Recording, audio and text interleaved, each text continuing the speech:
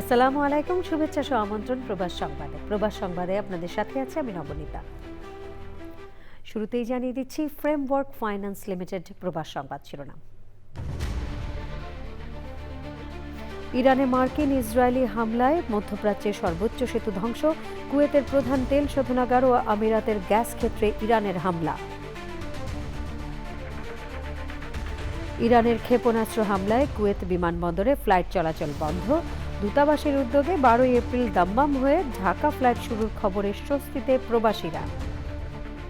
এবং new York সিটির কর্মজীবী পরিবারগুলোর সন্তানের জন্য চাইল্ড কেয়ারের ব্যবস্থা, অনলাইন প্ল্যাটফর্ম এবং ডিজিটাল ম্যাপের উদ্বোধন করলেন সিটি মেয়র মামদানি।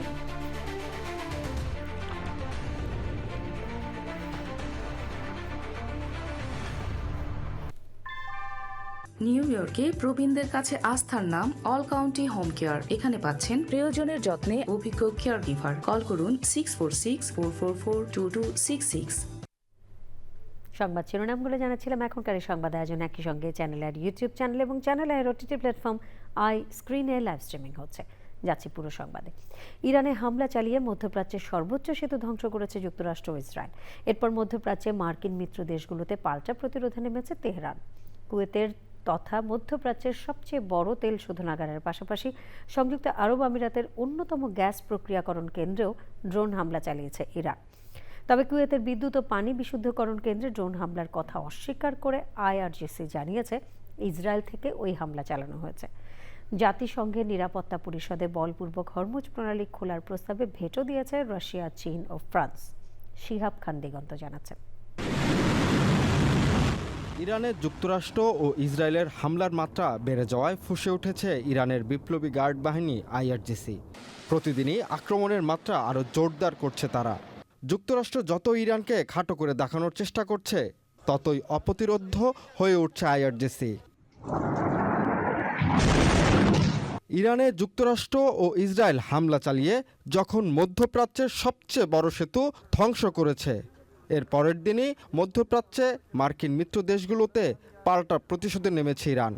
কুয়েতের তথা মধ্যপ্রাচ্যের সবচেয়ে বড় তেল শোধনাগার মিনা আল আহমাদির পাশাপাশি সংযুক্ত আরব আমিরাতের অন্যতম গ্যাস প্রক্রিয়া কেন্দ্র ড্রোন হামলা চালিয়েছে ইরান। আইআরজিসি দাবি করেছে তারা যুক্তরাষ্ট্রের দ্বিতীয় আরেকটি F-35 যুদ্ধবিমানও ভূপাতিত করেছে। কুয়েতের একটি বিদ্যুৎ ও পানি বিশুদ্ধকরণ কেন্দ্রেও ড্রোন হামলার ঘটনা ঘটেছে। এ হামলার জন্য যৌথ বাহিনী ইরানকে দায়ী করলেও ইসরায়েল থেকে ওই হামলা চালানো হয়েছে বলে পাল্টা দাবি করে নিন্দাও জানিয়েছে আইআরজিসি। গত 5 সপ্তাহে যুক্তরাষ্ট্র ইসরায়েলের হামলার পরও ইরানের অর্ধেক ক্ষেপণাস্ত্র লঞ্চার অক্ষত আছে এবং দেশটির বিপুল সংখ্যক ক্ষেপণাস্ত্র ও হাজার হাজার ড্রোন এখনো মজুত রয়েছে বলে জানিয়েছে মার্কিন গোয়েন্দা সংস্থা। মার্কিন প্রেসিডেন্ট ডোনাল্ড ট্রাম্প ট্রুথ সোশ্যালে দাবি করেছেন তারা সহজেই হরমুজ প্রণালী খুলতে পারবেন। তবে ইরানের নিয়ন্ত্রণে থাকা হরমুজ প্রণালী জোরপূর্বক খুলতে সামরিক পদক্ষেপের অনুমতি চেয়ে জাতিসংঘের নিরাপত্তা পরিষদে আনা প্রস্তাবে ভেটো দিয়ে আটকে দিয়েছে রাশিয়া, চীন ও France. Shihab Khan Diganta, channel I. মধ্যপ্রাচ্যে চলমান যুদ্ধের প্রভাব পড়েছে আকাশপথেও। ইরানের ক্ষেপণাস্ত্র হামলায় আংশিক ক্ষতিগ্রস্ত হয়েছে কুয়েত আন্তর্জাতিক বিমানবন্দর। এ কারণে বন্ধ হয়ে যায় নিয়মিত ফ্লাইট চলাচল। হাজার হাজার প্রবাসী বাংলাদেশি পড়েন চরম অনিশ্চয়তায়। অবশেষে দূতাবাসের উদ্যোগে 12 এপ্রিল থেকে চালু হচ্ছে দাম্মাম হয়ে ঢাকা ফ্লাইট। এতে স্বস্তি ফিরেছে প্রবাসীদের মাঝে। কুয়েত থেকে আরও জানাচ্ছেন জিসান মাহমুদ। বন্ধ বিমানবন্দর, বাতিল ফ্লাইট, হঠাৎ করেই অনিশ্চয়তায় পড়ে যান হাজারো প্রবাসী বাংলাদেশি।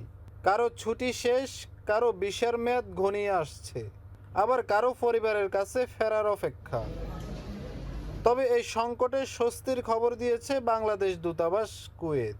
তাদের প্রচেষ্টায় কুয়েতের জাজিরা এয়ারওয়েজ চালু করতে যাচ্ছে কুয়েত থেকে দাম্মাম হয়ে ঢাকা রুট, যেখানে ফ্লাইট চলবে সপ্তাহে 3 দিন। বর্তমান চলমান পরিস্থিতির কারণে অনেক প্রবাসী কুয়েতে ফ্যামিলি নিয়ে আসছেন, অনেকে আবার অসুস্থ, আবার কেউ টিকিট করেছেন দেশে যাওয়ার জন্য, তারা ফ্লাইট বন্ধের কারণে যেতে পারে নাই। তো জাজিরা এয়ারওয়েজের বিশেষ ফ্লাইট চালু হওয়ার ফলে তারা দেশে যেতে পারবেন। এই ফ্লাইটে যাত্রীদের প্রথমে যেতে হবে কুয়েতের মিশরেফ ট্রেড ফেয়ার গ্রাউন্ড হল 8-এ, যেখানেই চেক ইন সম্পন্ন করে বাসে করে নেওয়া হবে সৌদি আরবের দাম্মাম বিমানবন্দরে। তারপর সেখান থেকে ফ্লাইট উড়বে ঢাকায়। মধ্যপ্রাচ্যে যে যুদ্ধ পরিস্থিতি সৃষ্টি হয়েছে সে কারণে সেদিন থেকেই কুয়েতের আকাশসীমা বন্ধ। এর ফলে যে সকল প্রবাসী বাংলাদেশি কুয়েতে আছেন তারা কুয়েত থেকে বাংলাদেশ বা অন্যত্র ফ্লাই করতে পারছিলেন না। তো শুরু থেকেই আমরা যোগাযোগ বজায় রাখছিলাম বিভিন্ন এয়ারলাইন্সের সাথে। অর্থাৎ আগামী 11 অথবা 12 এপ্রিল থেকে কুয়েতের জাজিরা এয়ারলাইন্স দাম্মাম থেকে ঢাকা এবং ঢাকা থেকে দাম্মাম নিয়মিত ফ্লাইট পরিচালনা করবে। দীর্ঘ অনিশ্চয়তার পর কুয়েত থেকে দেশে ফেরার এই উদ্যোগে স্বস্তি প্রকাশ করেছেন প্রবাসী বাংলাদেশিরা। Zisan Mahmud, channel I, Kuwait. Iran Hormuz প্রণালী অবরোধ করে রাখায় আরব উপসাগরে 20,000 নাবিক সহ আটকা পড়েছে 2,000-এরও বেশি বাণিজ্যিক জাহাজ। এর মধ্যে রয়েছে 320টির বেশি তেল ও গ্যাস ট্যাঙ্কার। ইরান বা তার বন্ধু রাষ্ট্রের সাথে সংযোগ রয়েছে, কেবল সেসব দেশের সীমিত সংখ্যক জাহাজ করিডোর দিয়ে চলাচল করতে পারছে। চলতি সপ্তাহে এই পথ পাড়ি দিয়েছে মাত্র 48টি জাহাজ। হরমুজ প্রণালী আবারও পুরো দামে চালু করতে ফ্রান্স, জার্মানি, ইটালি, কানাডা ও সংযুক্ত আরব আমিরাত সহ 35 দেশের জোট গড়ছে যুক্তরাজ্য। আরও জানাচ্ছেন শিহাব খান দিগন্ত। মধ্যপ্রাচ্য যুদ্ধ পঞ্চম সপ্তাহে গড়াচ্ছে। ইরানের ক্রমাগত হুমকি আর হরমুজ প্রণালী অবরোধে আটকা পড়েছে 2,190টি বাণিজ্যিক জাহাজ। এসব জাহাজে থাকা 20,000 নাবিকের জীবন এখন চরম সংকটে। প্রতি মুহূর্তে মৃত্যু ভয় তাদেরকে তাড়া করছে। একদিকে ক্ষেপণাস্ত্র ও ড্রোন হামলার ভয়, অন্যদিকে খাবার, পানি ও প্রয়োজনীয় সামগ্রী কমে আসতে থাকায় দিশেহারা নাবিকরা এখন বাঁচার জন্য আকুতি জানাচ্ছে। সংঘাত শুরু হবার পর ইন্টারন্যাশনাল বার্গেনিং ফোরাম হরমুজ প্রণালী সংলগ্ন এলাকাকে যুদ্ধাঞ্চল ঘোষণা করেছে। নিয়ম অনুযায়ী যুদ্ধাঞ্চলে থাকা নাবিকরা কোম্পানির খরচে দেশে ফেরা এবং দ্বিগুণ বেতন পাওয়ার অধিকারী। কিন্তু অনেক নাবিকই জাহাজে আছেন এমন কোনো চুক্তি ছাড়াই। 18 মার্চ এক মেইলে এক নাবিক অভিযোগ করেন জাহাজ পরিচালনাকারীরা তাদের দেশে ফেরার অনুরোধ উপেক্ষা করছেন। নিরাপত্তা নিয়ে উদ্বেগ থাকার পরও তাদের জোর করে কার্গো অপারেশনে বাধ্য করা হচ্ছে। আন্তর্জাতিক সামুদ্রিক সংস্থা নিশ্চিত করেছে সংঘাত শুরুর পর থেকে এখন পর্যন্ত 19টি জাহাজ আক্রান্ত হওয়ার ঘটনা ঘটেছে এবং এতে 10 জন নাবিক প্রাণ হারিয়েছেন। ইরান হুমকি দিয়েছে যে হরমুজ প্রণালী পার হওয়ার চেষ্টা করলে যে কোনো জাহাজে হামলা চালানো হবে। এমন পরিস্থিতিতে হরমুজ প্রণালী আবারও পুরোদমে চালু করতে ফ্রান্স, জার্মানি, ইটালি, কানাডা এবং সংযুক্ত আরব আমিরাত সহ 35টি দেশের জোট গড়েছে যুক্তরাজ্য।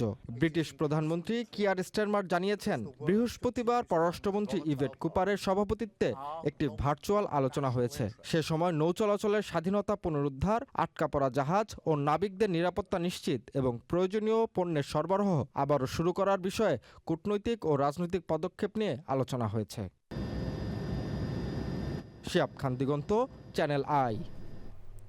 জাতীয় সংসদে বিরোধী দলীয় চিফ হুইপ ও এনসিপির আহ্বায়ক নাহিদ ইসলাম বলেছেন, জুলাই সনদ বাস্তবায়ন না হলে রাজপথে আন্দোলনের মাধ্যমে বাস্তবায়ন করা হবে।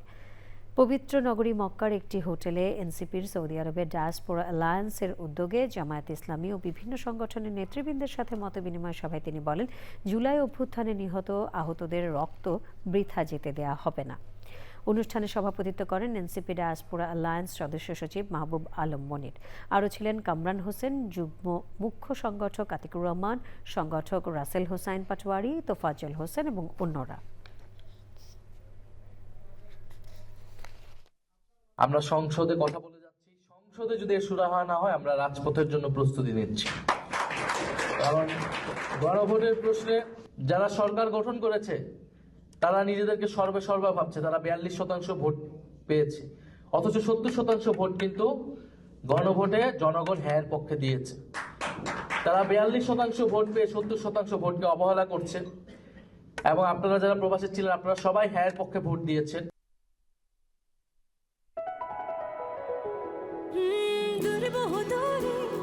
চলো হারিয়ে যাই তুমি আমি দুজনে মিলে,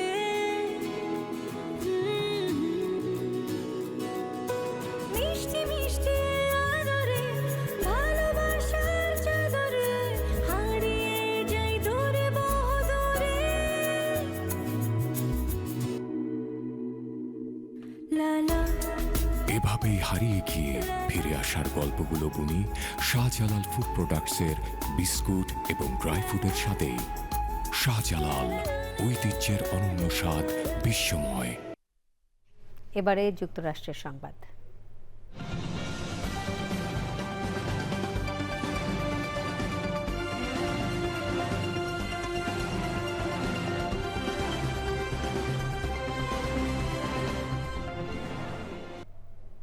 নিউ ইয়র্ক সিটির কর্মজীবী পরিবারগুলোর জন্য বড় ধরনের স্বস্তির খবর নিয়ে এলো সিটি প্রশাসন। সন্তানদের জন্য সঠিক চাইল্ড কেয়ার খুঁজে পাওয়া আর কঠিন হবে না। City mayor Zohran Mamdani online platform এবং ডিজিটাল ম্যাপের উদ্বোধন করেছেন। মাত্র কয়েক ক্লিকেই শহর জুড়ে ছড়িয়ে থাকা হাজার হাজার চাইল্ড কেয়ার সেন্টারের বিস্তারিত তথ্য পাওয়া যাবে এখানে। nyc.gov/childcare ওয়েবসাইটে গিয়ে তারা হাতের নাগালেই পাচ্ছেন শিশু যত্নের সব তথ্য। এই প্রথমবার সিটির 5টি বড় জুড়ে থাকা প্রায় 10,000 সেবাদানকারীকে একক প্ল্যাটফর্মে আনা হয়েছে।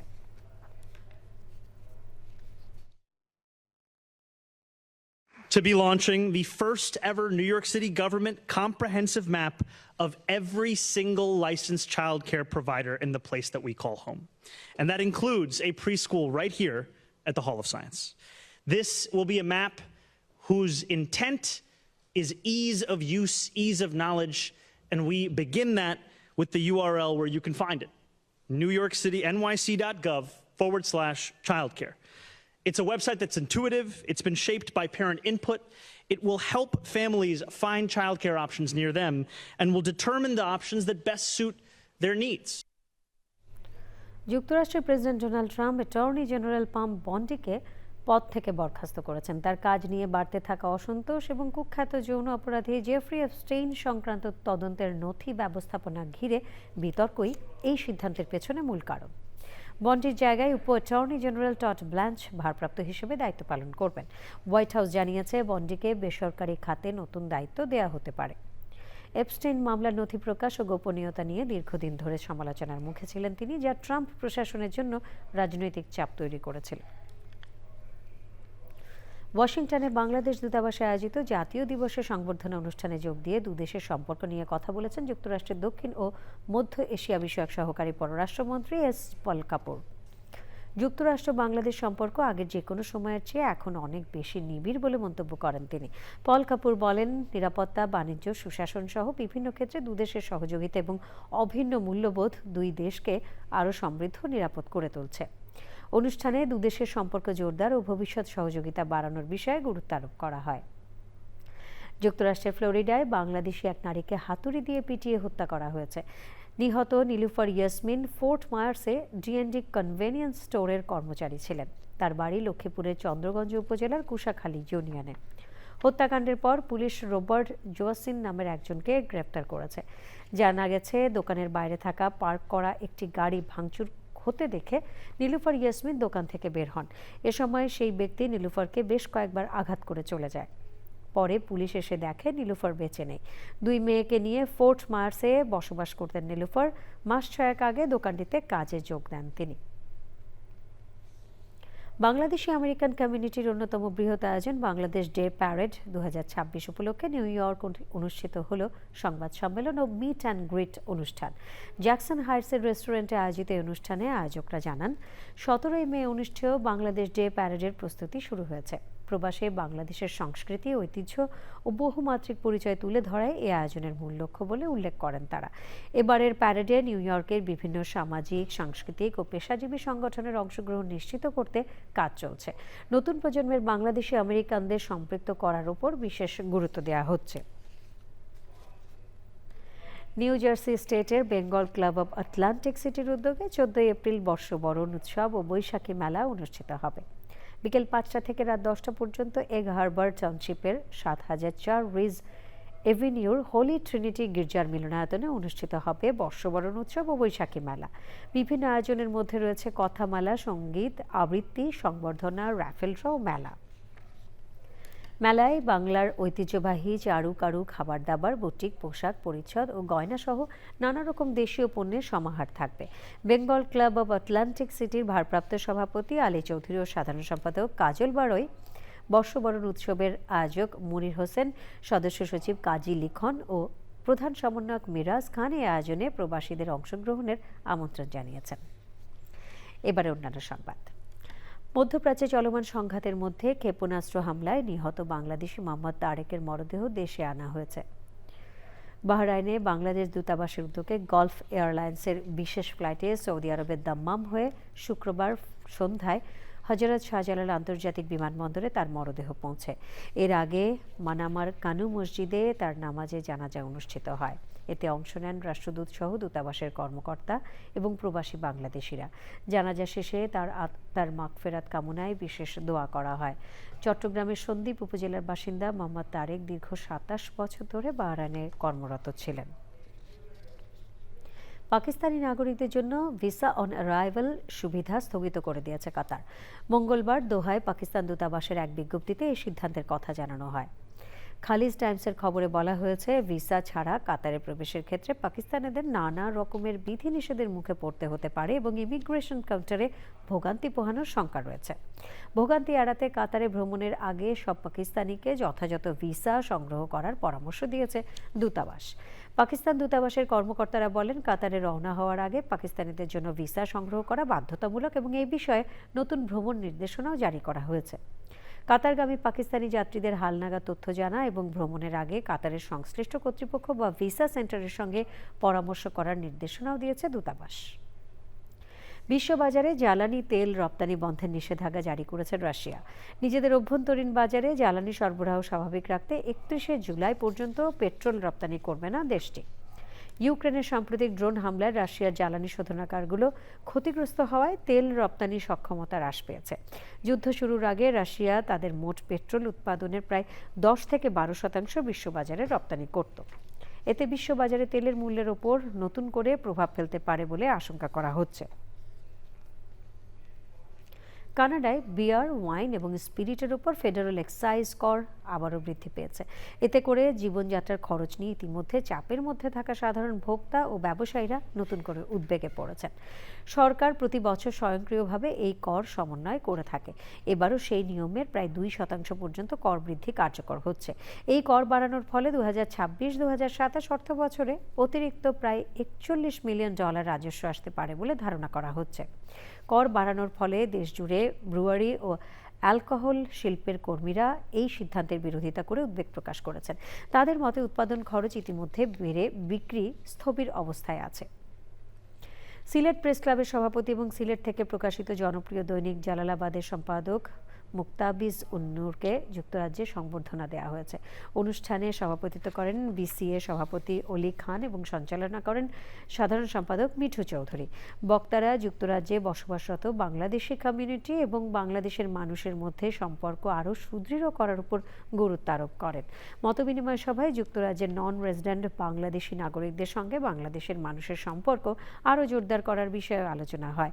অনুষ্ঠান শেষে বিসি এর পক্ষ থেকে মুক্তাবিজ নূরকে সম্মাননা স্মারক ও উপহার প্রদান করা হয়। সবশেষে ফ্রেমওয়ার্ক ফাইন্যান্স লিমিটেড প্রবাস সংবাদ শিরোনামগুলো জানিয়ে দিচ্ছে আরও একবার। ইরানে মার্কিন ইসরায়েলি হামলায় মধ্যপ্রাচ্যের সর্বোচ্চ সেতু ধ্বংস, কুয়েতের প্রধান তেল শোধনাগার ও আমিরাতের গ্যাস ক্ষেত্রে ইরানের হামলা। ইরানের ক্ষেপণাস্ত্র হামলায় কুয়েত বিমানবন্দরে ফ্লাইট চলাচল বন্ধ, দূতাবাসের উদ্যোগে 12 এপ্রিল দাম্মাম হয়ে ঢাকা ফ্লাইট শুরুর খবরে স্বস্তিতে প্রবাসীরা। এবং নিউ ইয়র্ক সিটির কর্মজীবী পরিবারগুলোর সন্তানের জন্য চাইল্ড কেয়ারের ব্যবস্থা, অনলাইন প্ল্যাটফর্ম এবং ডিজিটাল ম্যাপের উদ্বোধন করলেন সিটি মেয়র মামদানি।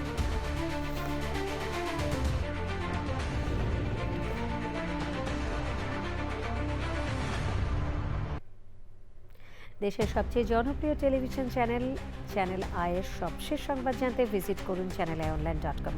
আমাদের সোশ্যাল মিডিয়া প্ল্যাটফর্মগুলোর সাথে পাশাপাশি যুক্ত থাকুন ওটিটি প্ল্যাটফর্ম আই স্ক্রিনের সাথে। এই ছিল প্রবাস সংবাদের সাথে থাকার জন্য ধন্যবাদ।